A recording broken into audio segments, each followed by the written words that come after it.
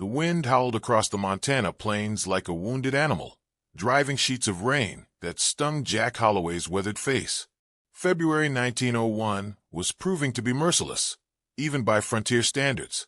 Jack pulled his drenched duster tighter around his lean frame and squinted through the darkness, searching for any sign of shelter. His horse, Thunder, trudged forward with head bowed against the relentless storm. "Just a bit further, old friend," Jack murmured, his voice nearly lost in the gale. "We'll find somewhere to wait this out." At 42, Jack had spent more than half his life in the saddle, moving from ranch to ranch, drive to drive. The railroads had changed everything, making many cowboys obsolete, but Jack had resisted settling down.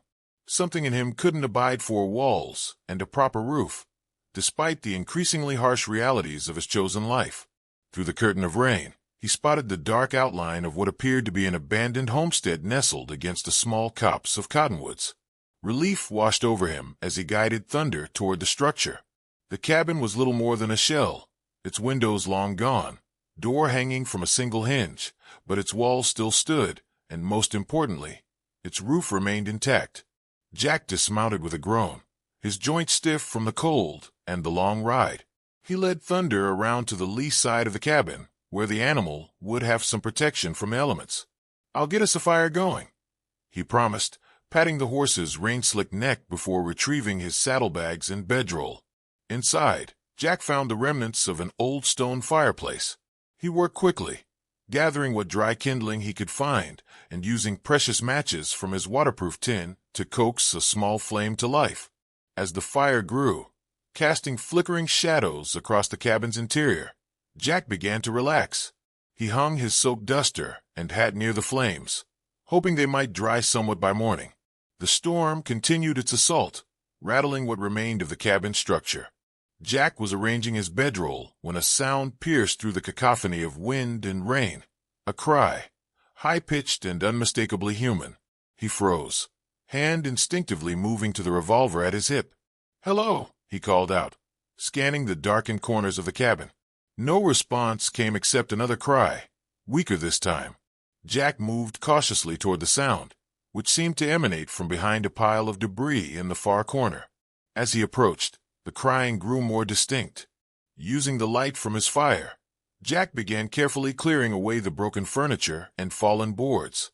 What he found stole the breath from his lungs. A small bundle, wrapped in what appeared to be tanned snakeskin sewn together, lay partially concealed beneath the rubble. With trembling hands, Jack lifted the bundle and pulled back a portion of the unusual wrapping. A tiny face, red and scrunched in discomfort, came into view. An infant, a newborn from the looks of it, with wisps of dark hair plastered to its head and skin that held the bluish tinge of cold. "Dear God," Jack whispered, quickly bringing the child closer to the fire. As he unwrapped the strange cocoon of snakeskins, Jack noticed peculiar markings carved into the leather, symbols he didn't recognize, arranged in patterns that seemed deliberate. The baby girl, for he could now see it was female, was naked beneath the covering, her umbilical cord crudely cut and tied. Jack's mind raced. Who would leave a newborn alone in an abandoned cabin during such a storm? And wrapped in snakeskins, no less?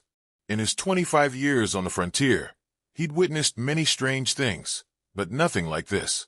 The infant's cries had weakened to whimpers, her tiny body shivering violently. Jack knew she wouldn't survive the night without immediate attention. He quickly removed his relatively dry flannel shirt and tore it into strips, fashioning a makeshift diaper and swaddling. Then he wrapped her in his wool blanket, leaving just her face exposed. "It's all right now, little one," he murmured, cradling her awkwardly in his arms. "You're safe." Jack had never had children of his own, had never stayed in one place long enough to contemplate such things. He had no idea how to care for an infant, but basic human instinct took over. He held her close to his chest, sharing his body heat, and rocked gently back and forth. As the storm raged outside, Jack considered his options. The nearest town, Clearwater, was at least a day's ride in good weather. With the storm and an infant to protect, the journey would be perilous at best. The baby had quieted somewhat, soothed by his warmth and the rhythmic motion of his rocking. Her eyes, dark as midnight, stared up at him with an intensity that unnerved him. "Who left you here, little one?" Jack whispered. "And what am I supposed to do with you now?" The only answer was the howling of the wind and the soft, even breathing of the child as she finally succumbed to sleep in the arms of a stranger. Morning broke with tentative rays of sunlight, filtering through the cabin's broken windows. The storm had passed, leaving behind a world washed clean and silent. Jack had slept little, keeping vigil over the infant who now slumbered peacefully in a nest he'd made from his bedroll. During the long night, he'd examined the snakeskin wrapping more carefully. It was comprised of at least a dozen different skins, meticulously sewn together with sinew. The markings carved into the leather were unlike anything he'd encountered before. Not Native American in origin, at least not from any tribe he was familiar with. Most disturbing was what he discovered when he unwrapped the baby completely to check her condition in the light of day. Just below her right shoulder blade was a birthmark, dark and distinct in the shape of a coiled serpent. Jack traced the outline with a calloused finger, a chill running down his spine, despite the warmth of the morning sun. He wasn't a superstitious man by nature, but something about the coincidence of the snakeskin wrapping and the serpentine birthmark struck him as ominous. "What kind of welcome to this world did you get, little one?" he murmured. The baby stirred, her tiny face scrunching up before her eyes opened. She didn't cry, just regarded him with that same unnerving intensity from the night before. Jack had never felt so scrutinized by a being who couldn't even hold up her own head. "We need to get you to town," he said, as if she could understand. "Find someone who knows what to do with a baby." The thought of handing her over to strangers made his chest tighten unexpectedly. In the span of a few hours, he developed a fierce protectiveness toward this abandoned child. Perhaps it was simply human nature to care for the helpless, or perhaps it was something more, a connection he couldn't explain. Jack fashioned a sling from his spare shirt, securing the baby against his chest. He gathered the snakeskin wrapping, unable to bring himself to leave it behind. Whatever its significance, it was part of the child's story, a mystery he felt compelled to unravel. With thunder rested and the weather clear, Jack set out for Clearwater. The baby remained remarkably quiet throughout the morning, dozing in the warmth of the sling, waking only to stare up at him with those bottomless dark eyes. By midday, hunger became an issue. Jack had nothing to offer an infant. In desperation, he soaked a clean handkerchief in water and let the baby suck on it. But he knew this was a temporary solution at best. As they crested a hill, Jack spotted a small farmstead in the valley below. Smoke curled from the chimney, and a woman was hanging laundry on a line strung between two posts. Jack hesitated, weighing his options. Strangers could mean help or trouble. "What do you think, little one? Should we take our chances?" he asked. The baby made a soft cooing sound that he chose to interpret as agreement. As Jack approached the farmhouse, the woman noticed him, her hand instinctively moving to shield her eyes from the sun. A man emerged from the barn, shotgun in hand, a prudent precaution in these parts. "Good day," Jack called out, raising one hand in greeting while the other supported the baby in her sling. "I mean no harm. I'm in need of assistance." The couple exchanged glances, but the sight of the infant must have eased their concerns. The man lowered his shotgun, and the woman stepped forward. "What brings you to our door, stranger?" the man asked, his tone cautious, but not unfriendly. "Name's Jack Holloway," Jack replied. "I found this little one abandoned during last night's storm. She needs milk and proper care before I can get her to town." The woman's expression softened immediately. "Bring her inside," she said, already moving toward the house. "I'm Martha Lewis. That's my husband, Daniel." Inside the modest but clean farmhouse, Martha took charge with the confidence of experience. She mixed condensed milk with water and sugar, feeding the concoction to the eager infant with a rag nipple fashioned from clean cloth. "Where exactly did you find her?" Daniel asked, watching from the doorway. Jack hesitated, uncertain how much to share. The snakeskin wrapping and the birthmark might invite unwelcome speculation. "Abandoned homestead about half a day's ride east," he said finally. "Someone left her there during the storm." "Left a newborn alone in that weather?" Martha's voice was sharp with indignation. "What kind of monster would do such a thing?" The kind that wraps a baby in snakeskins, Jack said quietly, withdrawing the bundle from his saddlebag. Martha gasped, nearly dropping the feeding cloth. Daniel stepped forward, his face darkening. "Show me that," he demanded, reaching for the bundle. Jack handed it over reluctantly. Daniel examined the skins and the strange markings, his expression growing increasingly troubled. "There's more," Jack added. "She has a birthmark, shaped like a snake." Martha crossed herself, a gesture Jack hadn't seen since his childhood in Texas among the Catholic settlers. "This isn't right," Daniel said, handing the snakeskin wrapping back as if it burned his fingers. "There are stories in these parts, old stories about snake cults and dark rituals." "Daniel, stop," Martha interjected. "You'll frighten the man." But Jack could see the fear in her eyes as she looked at the baby, a fear that hadn't been there moments before. Clearwater, Montana was little more than a cluster of buildings straddling the newly laid railroad tracks. A general store, a saloon, a small church, and a handful of houses. What it lacked in size, however, it made up for in gossip. By the time Jack rode in with the baby the following day, word of his arrival had somehow preceded him. Martha Lewis had provided him with enough supplies to keep the infant fed and clean during the journey. But her hospitality had cooled considerably after the revelation of the snakeskin wrapping and birthmark. She'd been kind enough, but the warmth had gone out of her eyes, replaced by a wariness that bothered Jack more than he cared to admit. Daniel had been more forthcoming, pulling Jack aside before his departure. "There's talk in these parts," he'd said in a low voice, "of a group that broke off from the church years back. They worship serpents, believe them to be divine messengers. Most folks think they died out, but—" He glanced at the baby. "Just be careful in Clearwater. Ask for Sheriff Blackwood. He's a good man, won't jump to conclusions." Now, as Jack tied Thunder to the hitching post outside the sheriff's office, he felt the weight of unseen eyes. A group of women standing outside the general store fell silent as he passed, their gazes fixed on the bundle in his arms. Two men on the saloon porch stopped their conversation mid-sentence.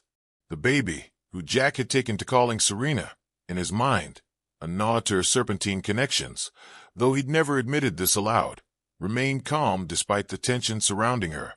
She had been an unusually quiet infant throughout their journey, crying only when hungry or uncomfortable, watching the world with those intense dark eyes.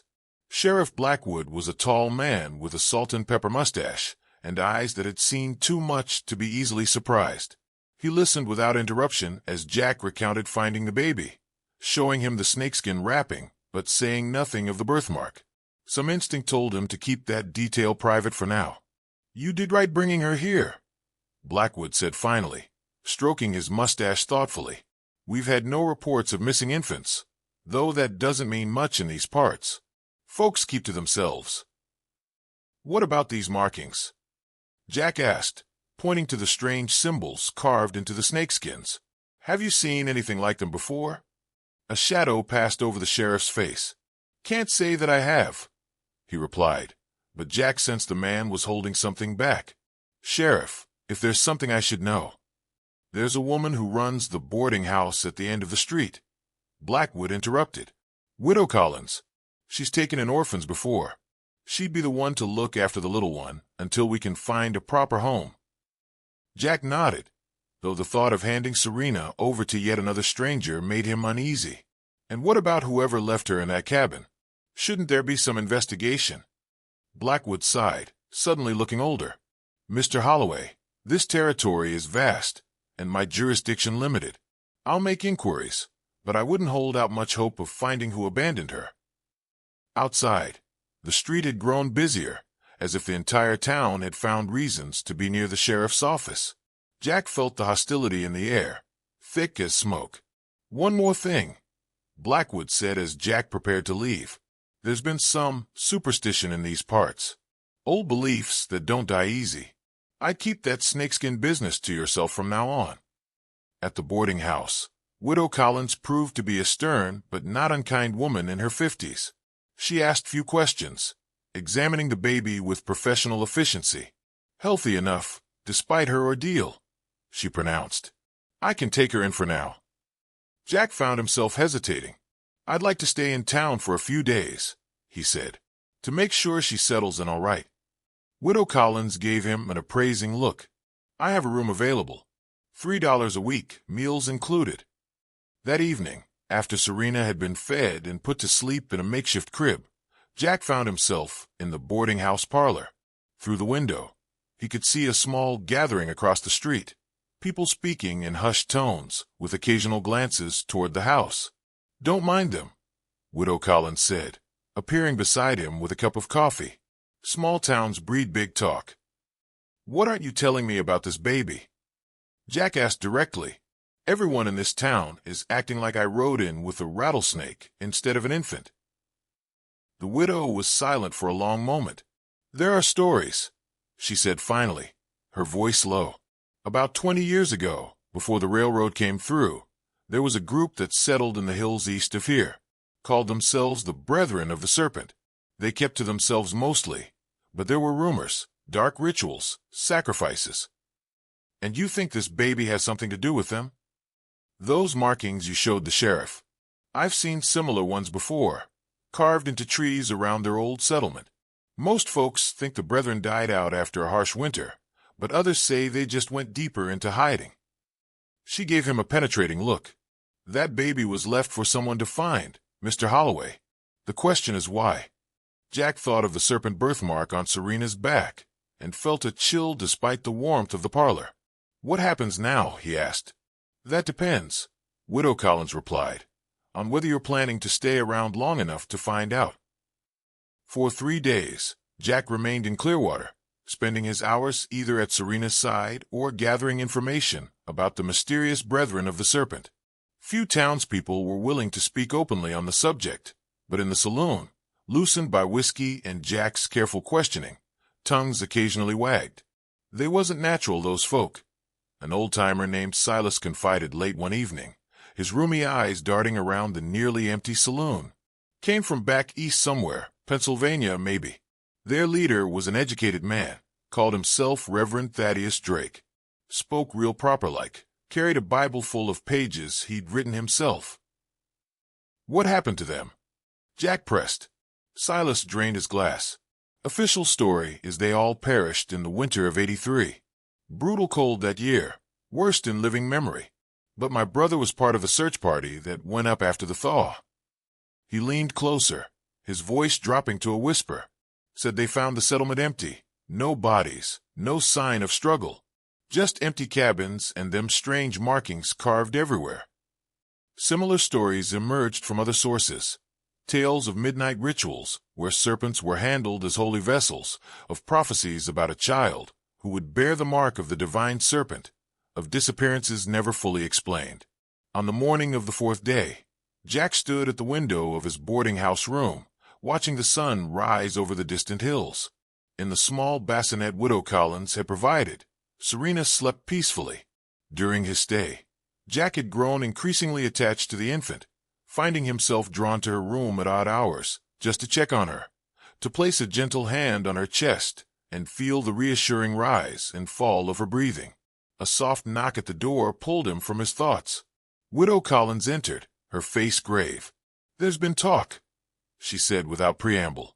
"Reverend Wilson has been speaking to the townspeople. He's convinced the child is tainted, that she'll bring misfortune to Clearwater." Jack's jaw tightened. "She's an innocent baby." "I know that," the widow replied sharply. "But fear isn't rational, Mr. Holloway. There's to be a town meeting this afternoon. They'll want to decide what's to be done with her." "Done with her?" Jack echoed, anger rising in his chest. "She's not a problem to be solved. She's a child who needs protection. Which is why I'm telling you this now." Widow Collins glanced at the sleeping infant. "If I were you, I'd be gone before that meeting convenes." After she left, Jack paced the small room, his mind racing. He'd planned to leave Serena in Clearwater, to continue his solitary existence once he was assured of her safety.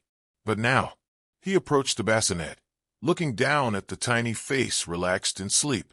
In just a few days, this child had upended his life, challenging the careful distance he'd maintained from human attachments for decades. The thought of leaving her to the mercy of a frightened town made his chest constrict painfully. "What am I supposed to do with you, Serena?" he whispered. As if in response, the baby's eyes fluttered open, fixing him with that unervingly direct gaze. In that moment, Jack knew he couldn't leave her behind. Within the hour, he had packed his meager belongings and settled his bill with Widow Collins, who pressed a bundle of baby supplies into his hands without comment. Thunder seemed to sense the urgency in Jack's movements, standing unusually still as his owner secured the saddlebags and fashioned a more elaborate carrying sling for Serena from a blanket the widow had provided. As Jack prepared to mount, Sheriff Blackwood appeared, his expression unreadable. "Heard you were leaving town," he said, eyeing the baby secured against Jack's chest. Jack tensed, hand instinctively moving toward his revolver. "Is that going to be a problem, Sheriff?" Blackwood was silent for a long moment. "You know anything about raising a child, Holloway?" "No," Jack admitted, "but I know about protecting what's mine." A flicker of something, approval, perhaps, crossed the sheriff's weathered face. "North of here, about 3 days' ride, there's a settlement called Pine Ridge.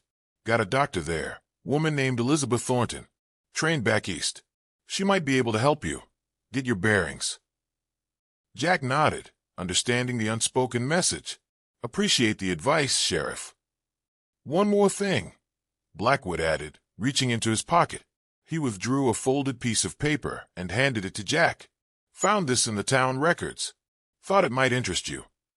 It was a sketch, yellowed with age, showing a circular arrangement of symbols, the same markings that adorned Serena's snakeskin wrapping. "Where did you get this?" Jack asked. "From the Journal of the First Sheriff of Clearwater. He encountered the brethren back in '79. Wrote down everything he could about them." Blackwood's eyes moved to the baby. "That child has a difficult road ahead, Holloway. Questions will follow her wherever she goes." "Then I'll help her find answers," Jack replied, tucking the paper into his shirt pocket. "Thank you, Sheriff." As they rode out of Clearwater, Jack felt the weight of stares from windows and doorways, but he kept his gaze fixed on the horizon. Behind them, the town bell began to toll, summoning people to the meeting that would now find its subject gone. Serena remained quiet against his chest, her presence a strange comfort in its unfamiliarity. Jack had no illusions about the challenges ahead. A solitary cowboy and an infant marked by mystery and fear had poor odds in the unforgiving frontier. But for the first time in years, he felt a sense of purpose stronger than mere survival. "Just you and me now, little one," he murmured as Clearwater disappeared behind him. "We'll figure this out together." The journey to Pine Ridge tested Jack in ways he hadn't anticipated. Caring for an infant on the trail required constant vigilance and adaptation. He learned to interpret Serena's different cries, to change and feed her while balanced precariously on fallen logs, to soothe her when the night sounds startled her awake. Thunder plodded patiently through it all, seemingly accepting the new addition to their small band without complaint. They encountered few travelers, but those they did meet regarded the sight of a weathered cowboy with a baby strapped to his chest with undisguised curiosity. Jack offered minimal explanations. She was his niece. He was taking her to her grandmother. Her parents had died of fever. Whatever story seemed least likely to invite further questions. By the time Pine Ridge came into view, nestled in a valley with its modest collection of buildings and wisps of chimney smoke, Jack was exhausted but determined. He found Dr. Elizabeth Thornton's practice at the edge of town, a well-maintained cabin with a small sign proclaiming medical services beside the door. The doctor herself was younger than Jack had expected, perhaps in her mid-30s, with intelligent eyes and an air of brisk competence. She showed no surprise at the sight of a trail-worn cowboy presenting an infant for examination. "How long have you had her?" Dr. Thornton asked as she gently examined Serena on her treatment table. 6 days, Jack replied, hovering nearby. "Found her abandoned during a storm." The doctor nodded, her fingers carefully probing the baby's abdomen, checking her reflexes, examining her eyes and ears. When she turned Serena onto her stomach, Jack tensed, waiting for the inevitable discovery. "Interesting birthmark," Dr. Thornton remarked, tracing the serpentine shape with a professional detachment that Jack found reassuring. "Otherwise, she appears remarkably healthy for a newborn who's been through such an ordeal." Jack released the breath he'd been holding. So she's normal? Dr. Thornton gave him a measured look. She's a healthy infant, Mr. Holloway. Nothing more, nothing less. She paused. Though I am curious about these marks on her skin, here and here. She pointed to faint red impressions on Serena's arms and legs. They look like pressure marks from something tight. Jack hesitated, then reached into his saddlebag and withdrew the snakeskin wrapping. She was in this when I found her. The doctor examined the unusual bundle with professional curiosity rather than the fear or suspicion Jack had encountered in Clearwater. Fascinating, she murmured, studying the carved symbols. These appear to be a variation of alchemical notations, combined with what might be Coptic script. You recognize them? Jack asked, surprised. I studied ancient languages before medical school, she explained. A peculiar hobby, but useful at times. She looked up at him. There's a scholar in town who might know more, Professor Elliot Wainwright, retired from a university back east. Eccentric but brilliant. That evening, after securing a room at the local boarding house, Jack found himself in the cluttered study of Professor Wainwright, a white-haired man with spectacles perched on his nose, and an excitement that grew with each symbol he examined on the snakeskin wrapping. Extraordinary, the professor kept muttering. Simply extraordinary. This is a syncretic text, combining elements from multiple traditions. Ancient Egyptian, early Christian mysticism, even some Native American influences. He pointed to a particular arrangement of symbols. This here speaks of a child born between worlds, while this section refers to the vessel of wisdom. What does it mean? Jack asked, cradling a sleeping Serena. Wainwright removed his spectacles, polishing them thoughtfully. It appears to be a protective invocation, Mr. Holloway. Not a curse as you feared, but a blessing of sorts, albeit from a highly unorthodox spiritual tradition. The Brethren of the Serpent, Jack supplied. The professor's eyebrows rose. You've heard of them? Yes, that would fit. They were an apocalyptic sect that believed in the imminent end of one age and the birth of another. Central to their theology was the idea that serpents represented divine wisdom, the knowledge of transitions between worlds. He gestured to the sleeping infant. If they wrapped this child in these skins with these specific invocations, they believed she was important, perhaps even prophesied. She's just a baby, Jack said protectively. To you and me, yes, Wainwright agreed. But to them, he trailed off, replacing his spectacles. Mr. Holloway, you mentioned a birthmark.